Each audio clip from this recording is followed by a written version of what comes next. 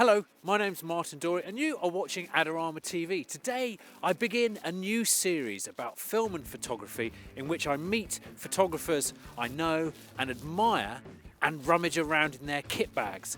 The one thing that joins them all up is the fact that they often work at the extremes. Now, one of the photographers we'll meet follows big wave surfers around the world to capture their moments of glory, while another one travels to the northernmost parts of Europe and North America to talk about environmental concerns. Today, I'm going to meet Andy Hughes. Now, he's a photographer and a lecturer, and he grew up in a Yorkshire mining town during the 80s in the miners' strike, and he cut his teeth taking photographs of life in a mining village.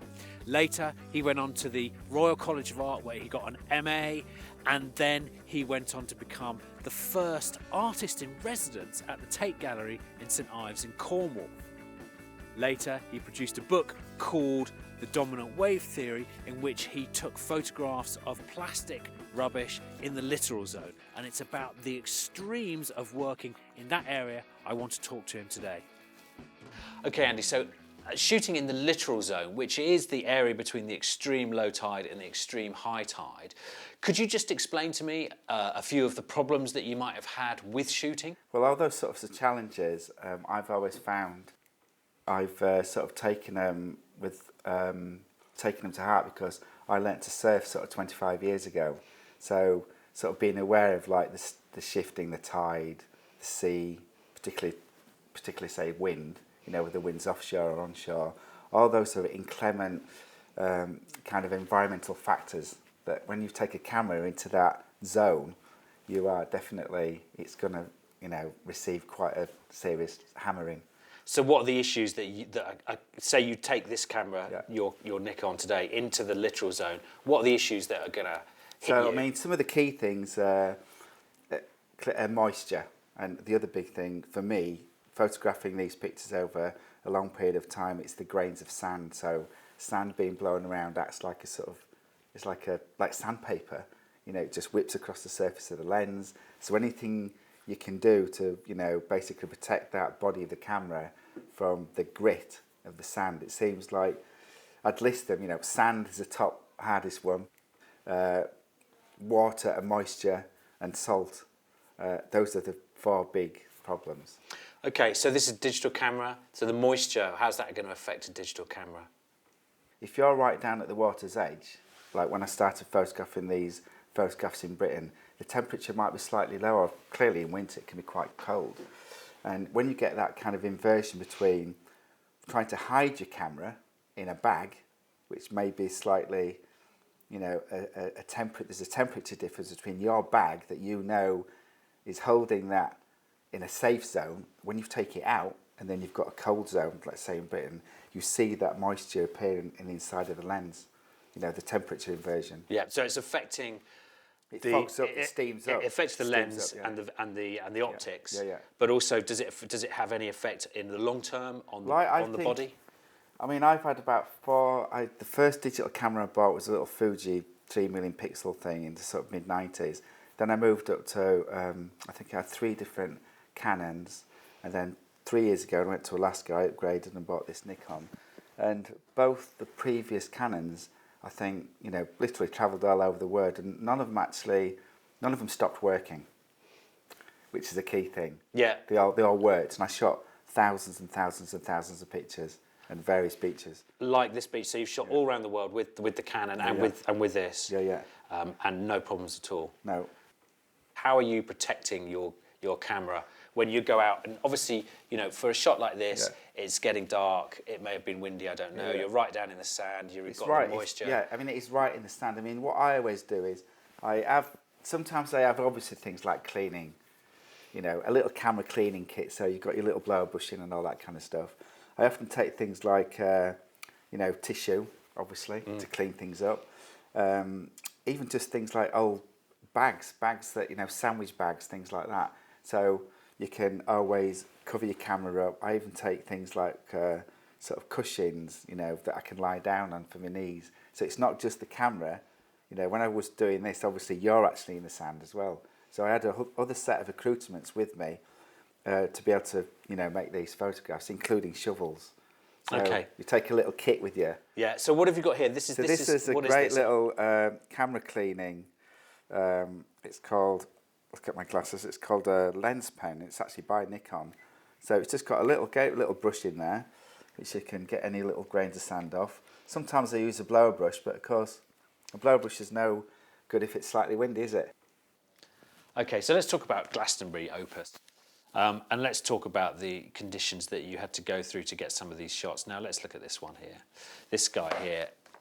When was it taken? How was it taken? And what camera did you use? And how did you get those shots and come away with a camera that still lived? Well, so Glastonbury's a huge event. I mean, 250,000 people in a whole range of fields, and everyone partying and listening to music generates a lot of waste, and that's why I went there to photograph it.